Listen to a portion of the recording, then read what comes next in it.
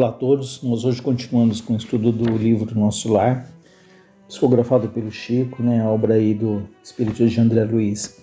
E o capítulo 12, nós estamos aqui vendo sobre o umbral, Nós vimos na semana passada que não é uma região delimitada, que ele não tem uma localização geográfica, mas ele nada mais é do que mentes que comungam dos mesmos pensamentos, que se aglomeram, que se aglutinam, que se reúnem e formam ali um ambiente extremamente pesado, denso, uma região bastante difícil em que a luz do sol ali não alcança, que é uma região ali de muitas trevas, de escuridão, justamente pela densidade das emanações mentais, das vibrações daqueles que permanecem ali.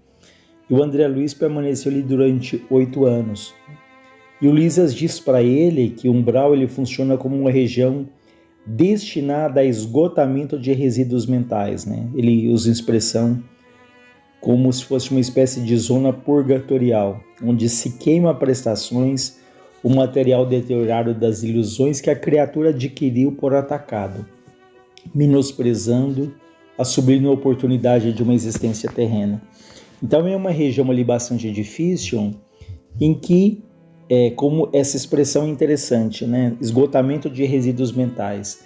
Então vejamos o André Luiz, ele não era um criminoso, ele não era uma pessoa cruel, no entanto, pelos abusos aqui na vida, de ser uma pessoa muito individualista, de preocupar única e exclusivamente com ele, com a própria família, de ter os abusos ali da bebida, da sexualidade, tanto que ele teve a sífilis, de não ter usado ali a profissão, que é a medicina, da maneira como deveria, como um sacerdócio, claro, ganhando o dinheiro dele, o sustento, mas fazendo aquilo com amor.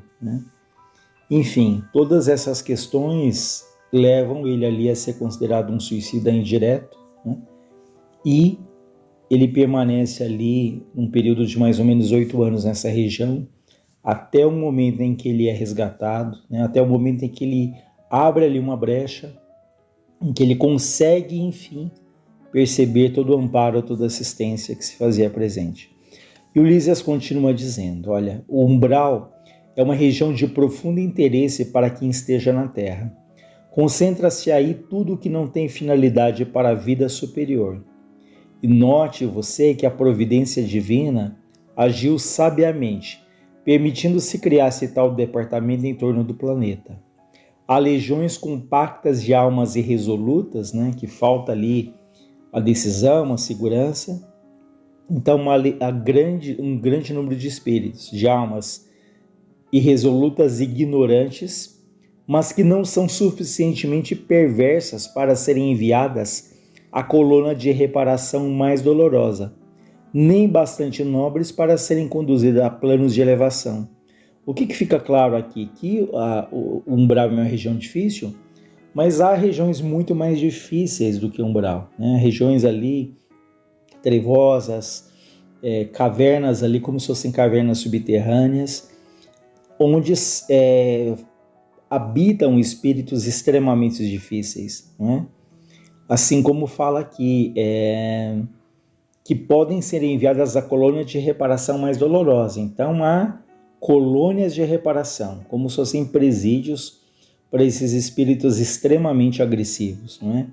Então a gente pode colocar aqui como umbral, como uma região de transição, para que aqueles espíritos atinjam ali um mínimo de serenidade, um mínimo de desejo de ser ajudado, para que aí sim eles possam ir para colônias, como é o caso de Nosso Lar. Então, repetindo mais uma vez, em que ele fala que há muitos espíritos que não são suficientemente perversos para serem enviados à colônia de reparação mais doloroso, nem são bastante nobres para serem conduzidas a plano de elevação. Então, mais uma vez, a gente relembra que ele faz aqui uma comparação, como se fosse uma zona purgatorial, ou seja, aqui esse conceito de desfazermos ali de pensamentos, de vibrações às vezes extremamente difíceis, para que a gente se coloque, enfim, em condições de sermos ajudados. Lísias continua dizendo: representam fileiras de habitantes do umbral, companheiros imediatos dos homens encarnados, separados deles apenas por leis vibratórias. Então ali atrás ele falava que começa na terra umbral, mas não é na terra. Começa na terra, o que ele quer dizer com isso? Que o que vai acontecer do outro lado é fruto daquilo que nós vivemos, daquilo que nós alimentamos, daquilo que nós acalentamos aqui. É a consequência, é a continuidade. Por isso é que ele diz que o umbral ele começa na terra. É porque se há espíritos com pensamentos difíceis, tão individualistas do outro lado, igualmente aqui nós podemos viver assim, e nós temos essa sinergia em que nós somos influenciados por essas mentes difíceis, assim como nós influenciamos a eles também. Ou seja, essa simbiose, essa comunhão ali de ideais, de pensamentos. Pensamentos ou ideais nobres ou não, né? Cada um tem o teor ali de acordo com aquilo que a gente traz ali dentro de si mesmo, de si próprio. Né? O Lísias continua dizendo: não é de se estranhar, portanto, que semelhantes lugares se caracterizam por grandes perturbações. Lá vivem, agrupam-se, revoltados de toda a espécie. Formam igualmente núcleos invisíveis de notável poder, pela concentração das tendências e desejos gerais. Então, nessas regiões de umbral, há espíritos ali altamente inteligentes. É aqueles que manipulam outras pessoas, que se colocam como juízes, e se encontram espíritos que desencarnam, trazendo um complexo de culpa muito grande, um remorso destrutivo. Esses espíritos colocam-se como juízes, escravizam mesmo esses outros que sentem que pela culpa eles precisam ser punidos, eles precisam pagar. Então, do outro lado, nessas regiões de umbral, há também espíritos difíceis, com tendências ainda até brutais, mas podem ali ser muito inteligentes, mas canalizaram essa inteligência ali para o mal.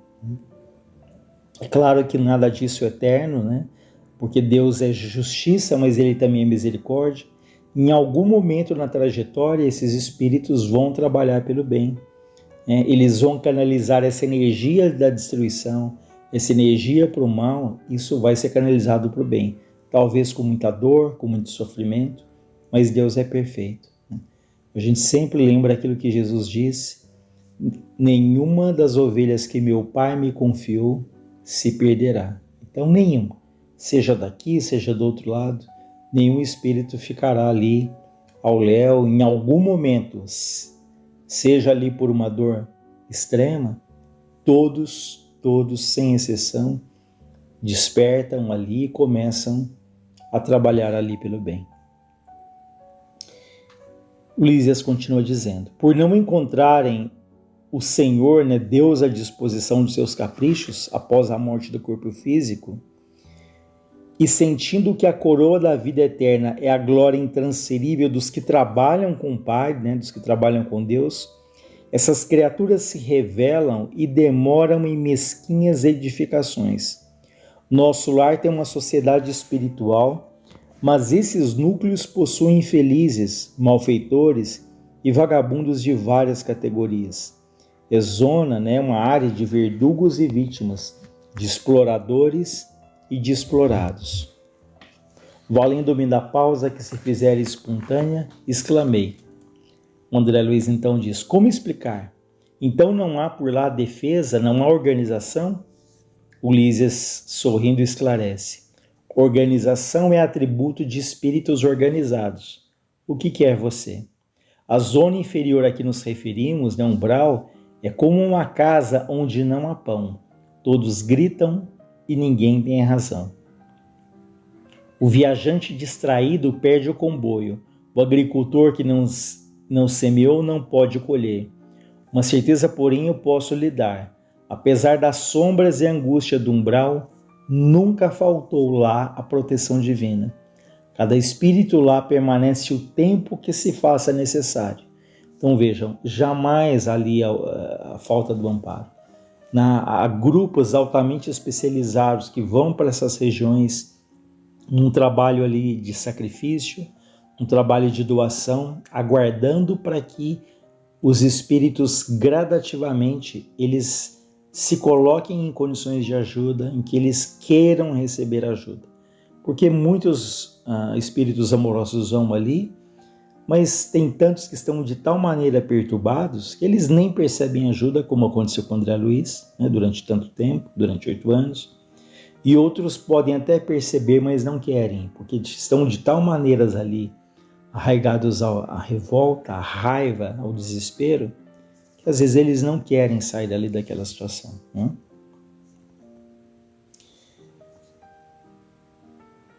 E o Lísias continua dizendo, para isso, né, para essa ajuda que se faz ali presente, permitiu o Senhor que se erigissem, né, que se construíssem muitas colônias como essa, né, como o nosso lar, consagradas ao trabalho e ao socorro espiritual.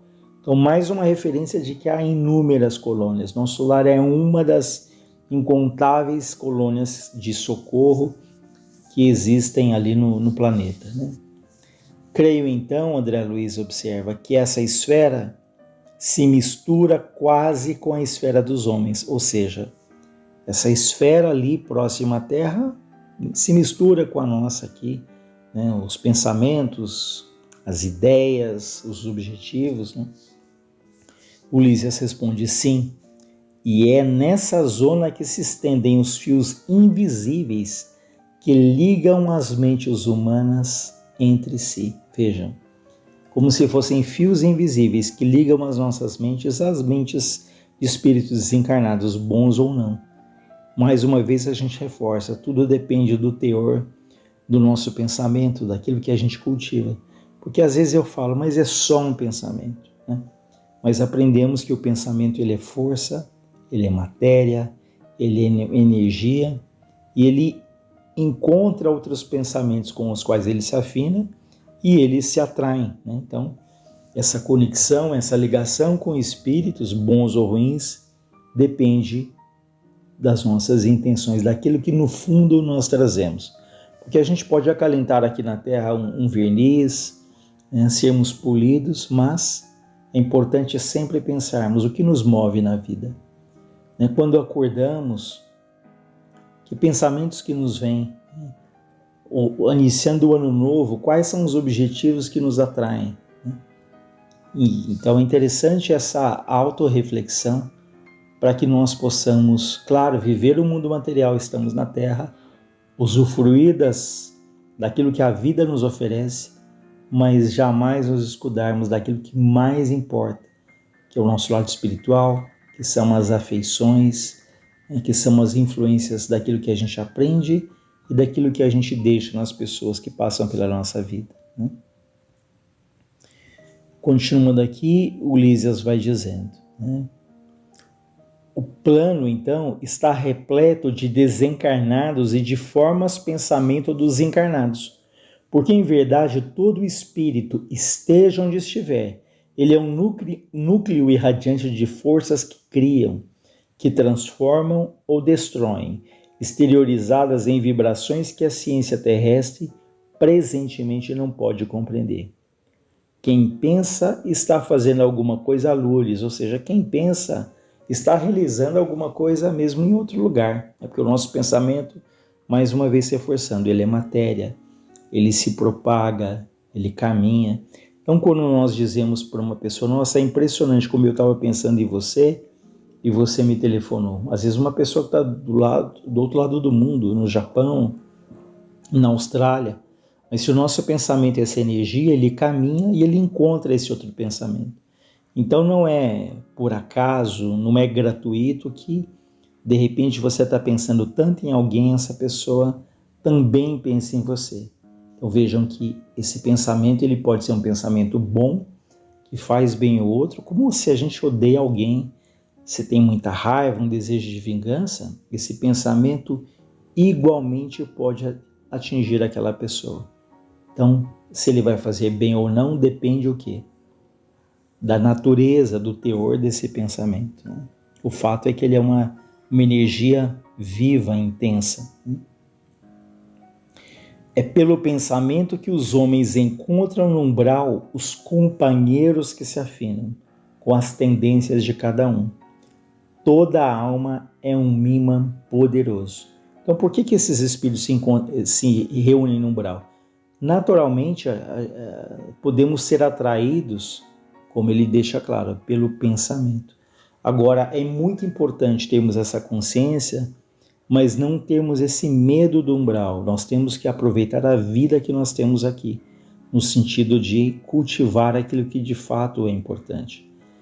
Porque se a gente ficar excessivamente preocupado como vai ser do outro lado, nós perdemos o foco de que o que vai acontecer do outro lado é fruto daquilo que eu estou vivendo hoje. Então não nos prendamos nem ao passado e nem pela ansiedade do futuro, esquecendo que a nossa vida é um livro aberto em que nós vamos escrever, construir, e nós temos essa liberdade, pelo menos por enquanto.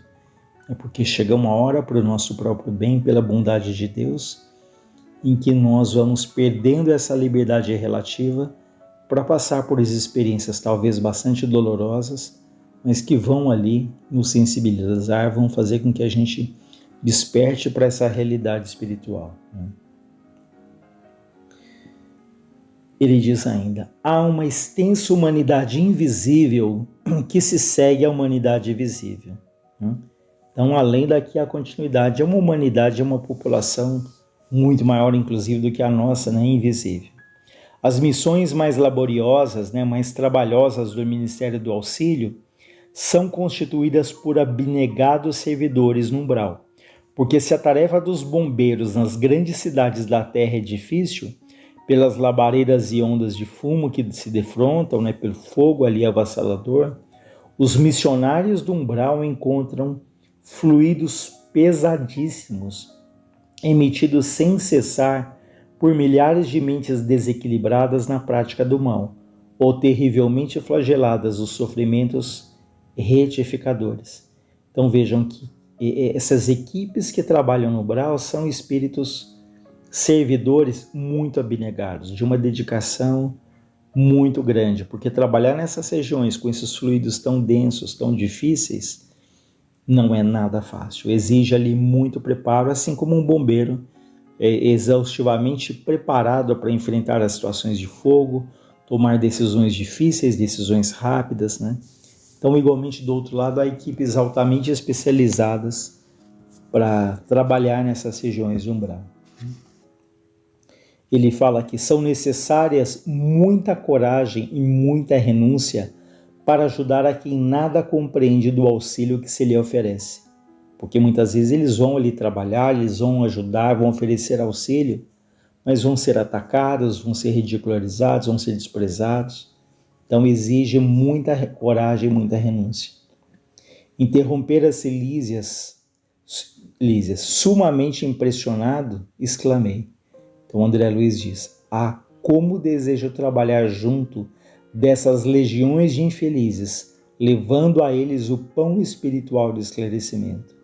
Como o André Luiz diz que ele gostaria de estar nessas equipes. E aí o Lísias olha para ele bondosamente e depois de meditar em silêncio por largos instantes, disse ao despedir-se, será que você se sente com preparo indispensável a semelhante serviço? Veja uma pergunta. Será que você se sente com preparo indispensável a semelhante serviço? É o que a gente vai ver nos próximos capítulos, O quanto e como o André Luiz está ou não preparado para essas tarefas que exigem ali uma maturidade espiritual maior. Mas nós continuamos na próxima semana, iniciando o capítulo 13, que se chama No Gabinete do Ministro, que é um encontro que haverá ali do André Luiz com o ministro Clarencio. Deus nos acompanhe, nos abençoe, hoje e sempre.